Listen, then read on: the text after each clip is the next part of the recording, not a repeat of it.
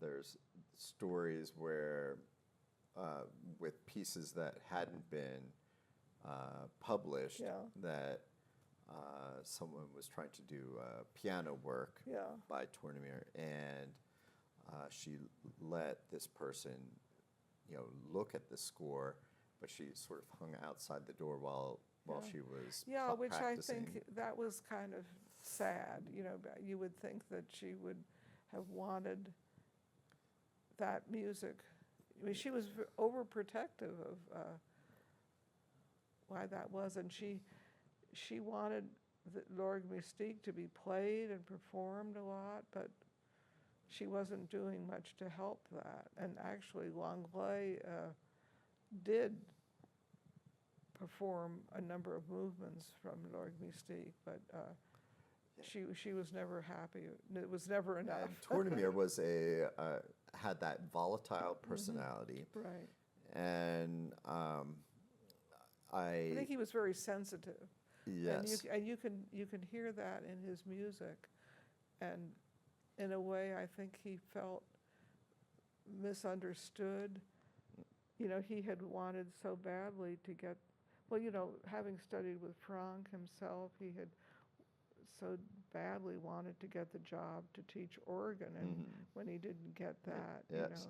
that was a great disappointment to him. Dupre, who actually ended up getting the thing, was a student of Vidor. And so we have, Dr. Lord talked about the Saint Clotilde tradition. Yes, he actually coined that phrase, and he wrote about it, as particularly with Tournemire's 7 last words. He actually knew the second Alice pretty well, because he would. Well, there were two people who knew her quite well. There was Robert Lord, and there was my very dear friend Alan Hobbs, who also came to Duquesne. And we have actually the Alan Hobbs collection of books and music, which is very valuable. But these people knew Madame Tournemire well. I kind of think that's why Dr. Lord didn't write the book on Tournemire, because I don't know that he wanted to say everything. Because the memoirs of Tournemire have now been published. Yes. And there are some very unkind words said Yeah, about a number of people. He wrote, a diary. He was really expressing his feelings, and he felt rather bitter towards people. And they weren't really. So the first part is genuinely a memoir, and then the second part, which happened right after he started writing this, right after L'Orgue Mystique, really became a diary. And then Tournemire died rather suddenly in 1939. So it didn't have any of the delicate. It was an unedited, indelicate diary about his feelings versus a memoir, which is the wisdom of age and stuff like that, and something that you're creating a general narrative. And memoirs are very tricky things. Yes. Because it's very easy to leave the wrong impression.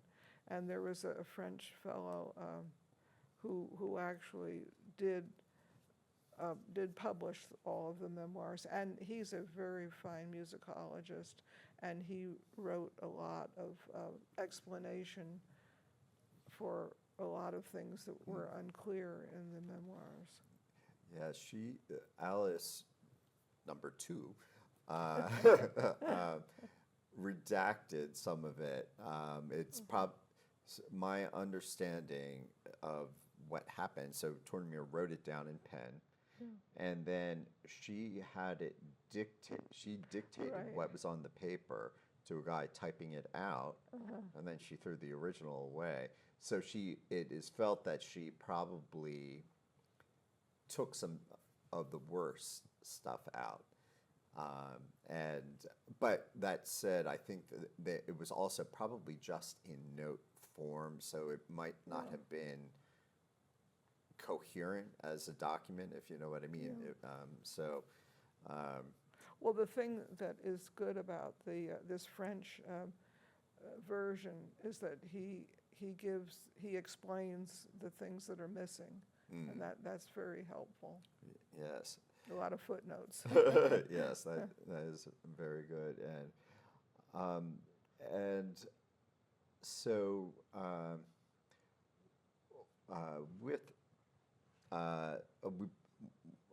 we could talk about how about this little controversial thing about how he passed away and the circumstances of that whole thing. It is considered a mystery. So there's no. Well, he actually drowned. Yes. That was the thing in the Bay of Arcachon, and he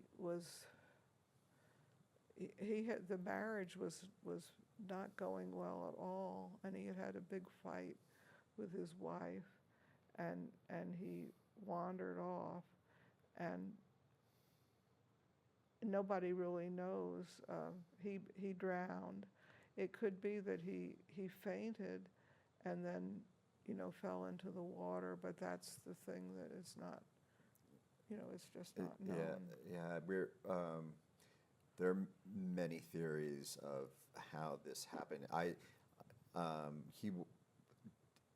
When one reads the memoirs, one does see his emotions vacillating rather severely, and it could even be termed as bipolar.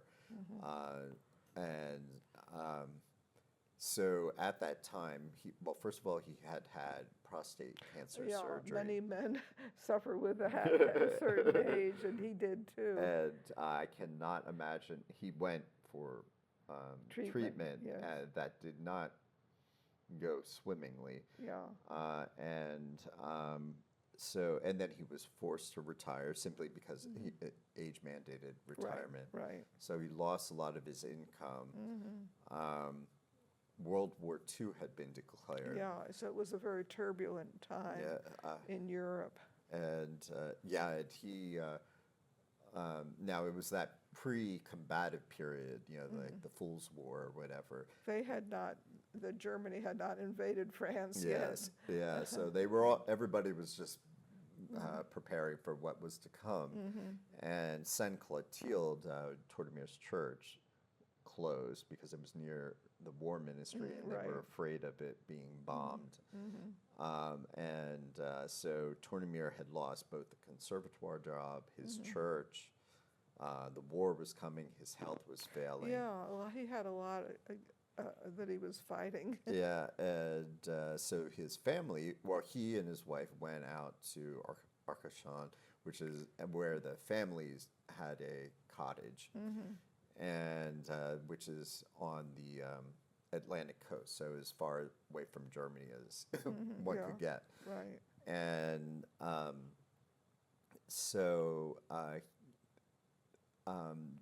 some people feel that he may have committed suicide. It was really strange is that his opera Tristan and Isolde,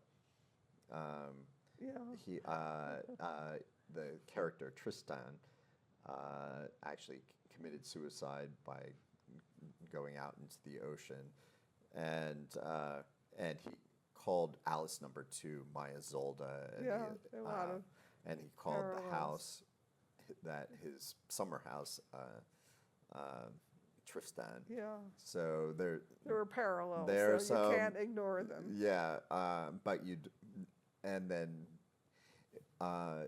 he was buried awfully quickly and without ceremony. And frankly, a lot of that can be attributed to the fact that the nation was getting ready for war. Yes. And so there are a lot of unanswered questions about his passing. Another thing that we probably should talk about is the symbolists. Oh, okay. Yeah, he was Lord Mystique, so the mystical organ. This piece of music is sort of a symbolist tone poem. All the chants and the texts are rendered to convey images. And Tournemire picked this up from his first wife, who was related to this fellow Tsar Paladin. Yeah, that's really interesting. Tsar Paladin was this mystic. There was this group called the Rosicroix, which is a Rosicrucian movement, and he hosted lots of salons, which were artistic events that had visual and performing arts, including music, and it was a way. It was almost where art is becoming a metaphysical language, and it's using symbols to convey these metaphysical ideas. And Tournemire picked up a lot of that